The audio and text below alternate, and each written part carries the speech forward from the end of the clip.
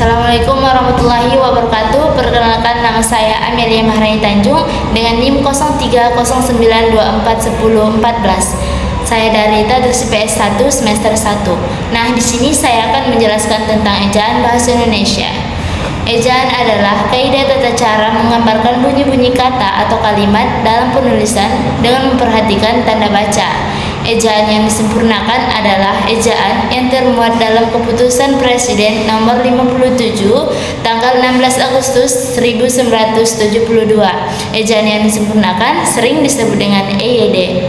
Nah, di sini saya akan menjelaskan tentang sejarah ejaan bahasa Indonesia. Sejarah ejaan bahasa Indonesia sebelum kemerdekaan diresmikan yang dinamakan ejaan Van Ophuijsen yang dipelopori oleh Charles A. Van Ophuijsen, diresmikan pada tahun 1901 sampai 1947. Setelah kemerdekaan, Indonesia mengalami 6 kali perubahan ejaan. Yang pertama, ada ejaan Swandi atau ejaan Republik yang diresmikan pada tahun 1947 sampai 1956. Yang kedua, ada ejaan Pembaharuan dari tahun 1956 sampai 1961. Yang ketiga, ada ejaan Melindo dari tahun 1961 sampai 1967. Yang keempat, ada ejaan baru atau Lembaga Bahasa dan Kesusastraan disebut dengan LBK dari tahun 1967 sampai 1972. Yang kelima, ada ejaan yang disempurnakan dari tahun 1972 sampai 2015. Nah, yang terakhir ada ejaan bahasa Indonesia dari tahun 2015 sampai sekarang. Fungsi-fungsi ejaan itu terbagi 4. Yang pertama adalah sebagai pembakuan dalam tata bahasa Indonesia agar semakin baku. Yang kedua adalah pemilihan kosakata atau kalimat menjadi lebih baku. Yang ketiga, penyaring unsur bahasa asing ke bahasa Indonesia agar tidak menghilangkan makna aslinya. Yang keempat, dengan ejaan yang teratur, maka penulisan itu akan mudah dipahami dan cepat dimengerti. Nah, di sini saya akan menjelaskan tentang pemakaian huruf. Sebelumnya, huruf dalam bahasa Indonesia itu ada 26. Nah, pemakaiannya yang pertama adalah huruf vokal. Huruf vokal adalah huruf hidup. Kenapa? Karena jika digabungkan dengan huruf-huruf yang lain, maka dibaca dengan bunyi yang jelas. Huruf-hurufnya yaitu A, I, U, E, O. Yang kedua adalah huruf konsonan. Huruf konsonan adalah huruf mati. Kenapa? Karena jika digabungkan dengan huruf-huruf yang lain, maka dibaca dengan tidak jelas. Yang ketiga, ada pemakaian huruf kapital. Pemakaian huruf kapital yang pertama, jika dia terdapat dalam awal kalimat. Misalnya, saya sedang belajar. S-nya digunakan dengan huruf kapital. Yang kedua, jika setelah tanda petik, misalnya adik bertanya, tanda petik, kakak lagi ngapain? K-nya dibuat dengan huruf kapital. Yang ketiga adalah ketika pemakaian nama orang atau benda atau kitab suci. Misalnya, saya Amel, A-nya dibuat dengan huruf kapital. Yang keempat, ada huruf miring. Pemakaiannya ketika dalam penulisan terdapat judul buku. Misalnya, saya sedang membaca buku bahasa Indonesia. Bahasa Indonesianya itu digunakan dengan huruf miring. Yang kedua, pemakaiannya ketika ada unsur bahasa asing dalam penulisan. Misalnya, antropologi berasal dari kata Yunani yaitu anthropos. Anthroposnya digunakan dengan huruf miring.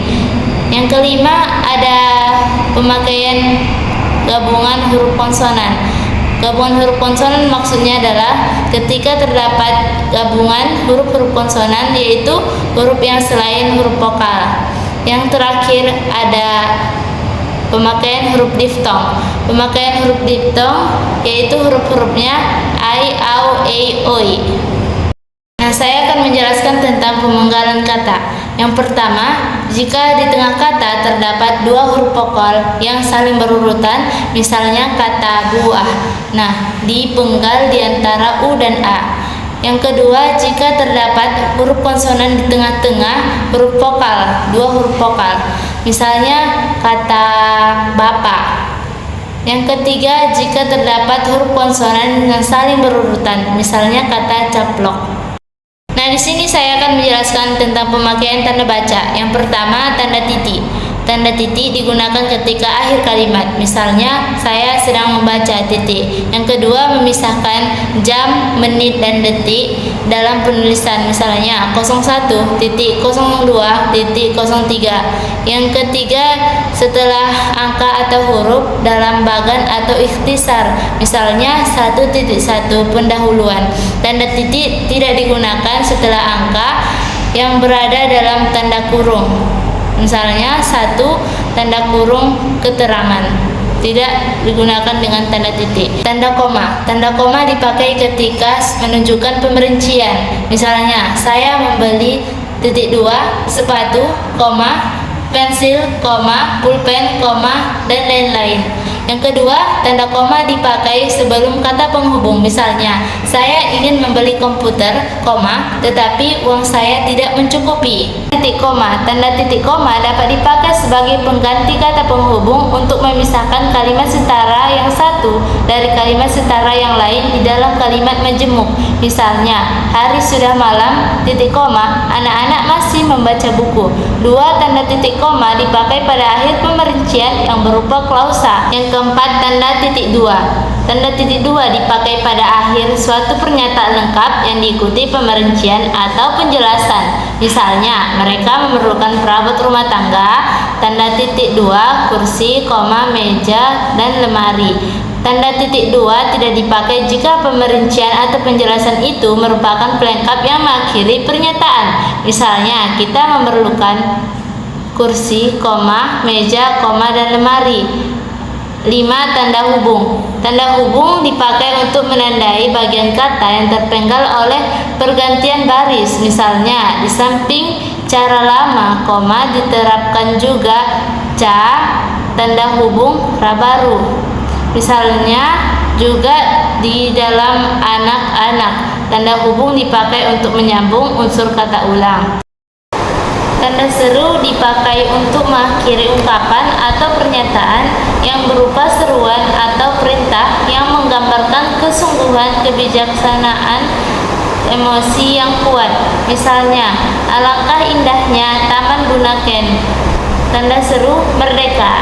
Tanda seru.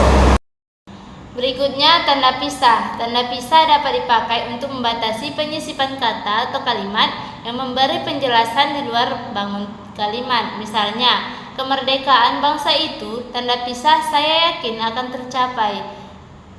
Yang kedua, tanda pisah dapat dipakai juga untuk menegaskan adanya keterangan aposisi atau keterangan yang lain. Misalnya, Soekarno, tanda pisah, Hatta, tanda pisah proklamator kemerdekaan RI.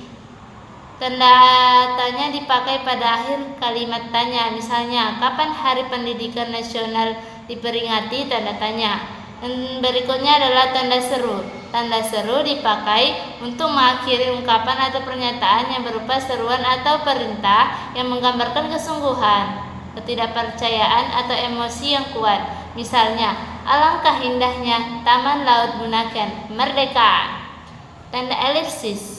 Tanda elipsis dipakai untuk menunjukkan bahwa dalam suatu kalimat atau kutipan ada bagian yang dihilangkan. Misalnya, penyebab kemerosotan tanda elipsis akan diteliti lebih lanjut. Tanda elipsis itu didahului dan diikuti dengan spasi. Tanda elipsis pada akhir kalimat diikuti oleh tanda titik.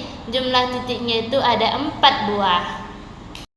Sekian video penjelasan saya akhiri. Wassalamualaikum.